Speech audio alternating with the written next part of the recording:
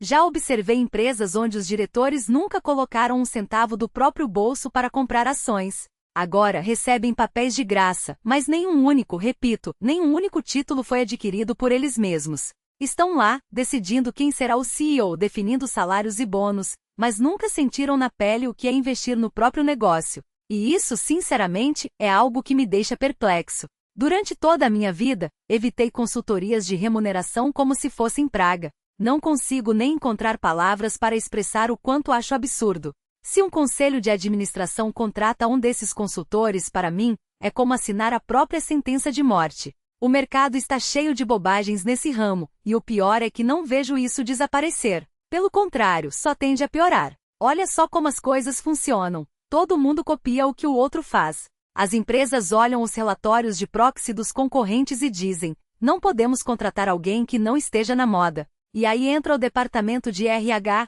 que só serve para validar o que os consultores dizem. E adivinha quem vai receber mais trabalho? O consultor que sugerir pagar o CEO abaixo do quarto quartil, porque afinal, os resultados também estão lá embaixo. Não estou dizendo que essas pessoas são más, mas o sistema incentiva decisões que não fazem sentido para os acionistas. Capitalismo é o jogo que todos nós jogamos. Se a maioria das pessoas começar a achar que o sistema de remuneração é injusto, que os executivos ganham demais enquanto o resto se vira, o próprio capitalismo pode entrar em colapso. É como matar a galinha dos ovos de ouro. O modelo atual tem falhas graves e algo precisa mudar. Talvez fosse interessante exigir que as empresas divulgassem nos relatórios anuais quanto o CEO ganha em relação ao salário médio dos funcionários. Mas convenhamos, isso não resolveria nada. Seria só mais uma informação perdida no meio de dados irrelevantes, custando uma fortuna para ser apurada, com milhares de pessoas ao redor do mundo envolvidas. E no fim, quem se importaria? Os consultores continuariam ditando as regras, e os diretores seguiriam o script. Já escrevi várias vezes nas minhas cartas aos acionistas: a única razão para eu não fazer algo é porque todo mundo faz. Se todos estão fazendo, é sinal de que provavelmente está errado. Lembra quando as empresas não contabilizavam as opções de ações como despesa? Todo mundo em Wall Street defendia isso, até que ficou claro que era um erro. Foi como ver Galileu sendo julgado de novo, só que pior. Ninguém queria admitir que estava errado. Não estou falando de nenhum CEO em específico, mas a verdade é que muitos deles vão enriquecer absurdamente enquanto comandam empresas. O valor que agregam tende a zero em algum momento, e aí o que sobra? Um sistema que premia quem já tem muito, sem necessariamente criar valor real. O ideal seria um modelo que reconhecesse o verdadeiro desempenho, não só o que os consultores inventam. Participei de mais de 20 conselhos de administração, e nunca vi ninguém questionar isso. Se você e eu fossemos sócios de um negócio e eu tivesse o direito de comprar ações pelo mesmo preço eternamente, enquanto você colocasse dinheiro novo, você me chamaria de louco. Mas é exatamente assim que funcionam as opções de ações para executivos.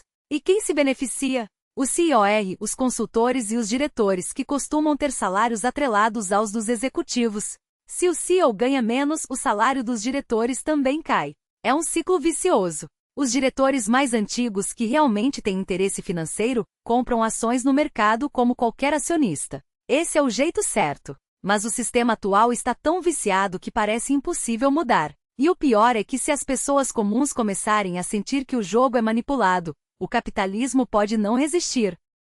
O que mais me fascina nos últimos anos? Aprender, claro. Dizem que meu maior talento é ser uma máquina de aprendizado, mas a verdade é que tenho muito a aprender com quem está ao meu redor. Especializar-se é importante, mas o mundo muda rápido demais para ficarmos parados. Minha especialização é profunda, mas Charlie tem uma capacidade de absorver o mundo de um jeito muito mais amplo do que eu. E sabe de uma coisa? O mundo só fica mais fascinante a cada dia. O melhor momento é quando você percebe que estava errado sobre algo. É aí que você entende que suas ideias antigas não eram tão sólidas quanto imaginava e precisa se reinventar. Não é fácil, claro. Às vezes, nem sei se escolheria fazer diferente. Mas olhe só para os Estados Unidos. Politicamente, é um caos, mas também uma aula viva de como as coisas mudam rápido. Eu adoro tentar entender não só o que vai acontecer, mas o que já está acontecendo agora. Não tenho nenhuma visão mágica para compartilhar, mas talvez você tenha. Sabe, quando Warren comprou ações da Apple, foi um sinal claro. Ele até brincou em Omaha perguntando se podia levar um iPad emprestado. E o que isso mostra? que até os maiores investidores estão sempre pesquisando, sempre aprendendo. E mais importante, nunca esquecendo as lições do passado. Veja só o que aconteceu com Porto Rico. Quem imaginaria que um território americano iria à falência? Eu previ, porque eles agiram como tolos. E nós? Não compramos um centavo daquelas obrigações. Na Europa, então, é ainda mais absurdo. Os bancos são obrigados a carregar títulos soberanos em seus balanços, mas ninguém quer saber dos gregos. As únicas obrigações que valem algo por lá são as alemãs. Em qualquer canto da Berkshire você encontra gente que age com bom senso, e isso é revigorante. Quando combinamos isso com oportunismo, é como jogar pôquer com duas mãos em vez de uma. Ter dinheiro no bolso ajuda, e nós já navegamos por muitas tempestades. Há coisas que fizemos nos últimos 10 anos que jamais teríamos considerado antes. É curioso como o tempo muda as perspectivas. Lembra daquele livro que mencionei, escrito em 1776, A Riqueza das Nações, de Adam Smith? Ele mostrou como todas as grandes empresas da época acabaram ruindo, mas também ensinou algo valioso, a importância do que ele chamava de método de gestão. Não aprendi isso na escola, mas às vezes é justamente o que faz a diferença. Olhe para a American Express e aquele escândalo do óleo. Ou para a Apple, anos depois. Em certos casos, você aprende mais fazendo perguntas do que qualquer outra coisa. O livro de Phil Fisher já dizia isso há décadas, e Charlie sempre reforçou. Algumas empresas que ele escolheu como vencedoras não deram certo, mas a ideia central é que, em muitos casos, você só precisa perguntar. Quando eu me interessava pela indústria de carvão, por exemplo, não saía por aí chutando números. Eu ia até o CEOR das maiores empresas, conversava com eles e no fim, fazia duas perguntas simples. Se você tivesse que sumir por 10 anos e deixar todo o dinheiro da sua família em uma única ação desse setor, qual escolheria e por quê? E depois, se tivesse que apostar tudo contra um concorrente, qual seria e por quê? As pessoas adoram falar dos rivais, e depois de 10 conversas assim, você acaba entendendo mais da economia daquele setor do que qualquer um deles. Às vezes, o método funciona, outras não. Mas quando dá certo, é poderoso.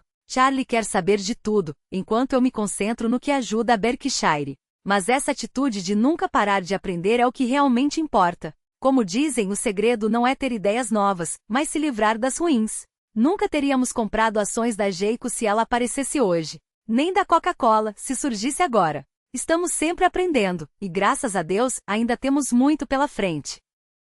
Vocês dois tiveram vidas incrivelmente bem-sucedidas e felizes. Mas olhando para trás, há algo que fariam diferente? Algo na vida pessoal ou nos negócios? Não esperem respostas muito íntimas, mas nos negócios, eu diria que gostaria de ter conhecido Charlie mais cedo. Trabalhamos juntos desde que eu tinha 25 anos e ele, 35. Mas seria ainda melhor se tivéssemos começado 10 anos antes. Imagina só! Os dois no mesmo mercadinho, aprendendo as mesmas lições desde cedo. Sobre investimentos há uma coisa que sempre me incomoda, a depreciação. Float é maravilhoso, você recebe o dinheiro antes e assume os custos depois. Mas depreciação é o oposto, você gasta primeiro e só depois registra o custo. É como um float às avessas, e não é nada bom. Por isso, prefiro 1000 vezes comprar um negócio que não exige grandes investimentos em ativos fixos e gera caixa livre, do que uma empresa que precisa gastar fortunas em depreciação para chegar ao mesmo resultado. Talvez eu escreva mais sobre isso no próximo ano, porque é pura ilusão. E claro, Wall Street tem todo o interesse em se apegar a métricas que inflam os números, afinal, elas geram mais alavancagem, valuations mais altos e todo o resto que alimenta o circo financeiro. Nos últimos anos, isso virou moda. Mas na minha visão são estatísticas perigosas, que distorcem a realidade e servem apenas para enganar. Charlie já desmontou esse tipo de artimanha em uma de suas palestras, e não há como não concordar com o nojo que ele sente por quem tenta enfiar esses conceitos na análise de negócios. É como um corretor de imóveis que anuncia um apartamento de 1000 pés quadrados como se tivesse o dobro, só que em vez de ladrão de esquina, estamos falando de gente que veste terno e gravata. Não é honesto. E o pior é que uma vez que a mentira pega, ela se espalha como praga. Nenhuma pessoa sensata acredita que depreciação não é despesa real. Mas Wall Street insiste em tratá-la como se fosse um detalhe contábil, algo que pode ser varrido para debaixo do tapete. Por quê? Porque interessa. Porque assim os lucros parecem maiores, os múltiplos mais atraentes, e os banqueiros podem justificar empréstimos que nunca deveriam ter sido concedidos. É uma fraude elegante, disfarçada de jargão sofisticado. E o mais triste é ver como o mercado engole isso sem questionar. Pior ainda é quando esses truques saem das planilhas dos analistas e invadem as salas de aula das escolas de negócios. Se já era ruim ver um bando de oportunistas distorcendo números para vender ações, agora temos professores ensinando essa mesma manipulação como se fosse ciência. Isso sim é um sinal de que o sistema está podre. Não basta um grupo de espertalhões inventar métricas fajutas, agora elas são reproduzidas como dogma.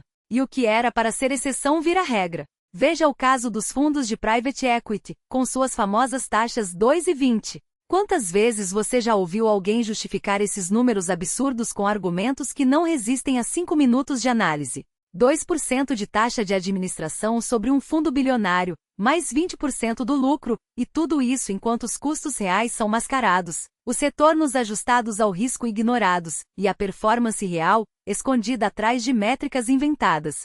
É um jogo de cartas marcadas, onde os únicos que sempre ganham são os donos do cassino. Mas, enquanto houver otários dispostos a pagar, o show continua. E o que me deixa mais irritado é a naturalidade com que isso tudo é aceito.